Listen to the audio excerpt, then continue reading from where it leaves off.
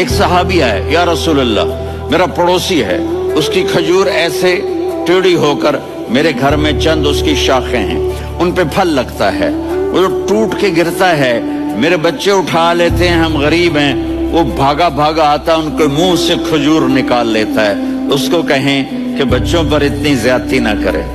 آپ نے اس کو بلایا، وہ منافق تھا، آپ نے اس سے فرمایا ایک سودا کرتے ہو؟ کہا جی کیا؟ کہا یہ کھجور مجھے دے دو اور اس کے بدلے جنت میں کھجور لے کے دوں گا۔ وہ کہنے لگا یا رسول اللہ یہ اصل میں میرے بچوں کو بہت پسند ہے، کوئی اور کھجور ہوتی میں دے دیتا، یہ تو میری معذرت ہے۔ وہ تو منافق تھا، اٹھ کے چلا گیا۔ ایک صحابی بیٹھے تھے، وہ کہنے لگا یا رسول اللہ اگر میں وہ کھجور لے کے دے دوں تو مجھے جنت میں لے دیں گے؟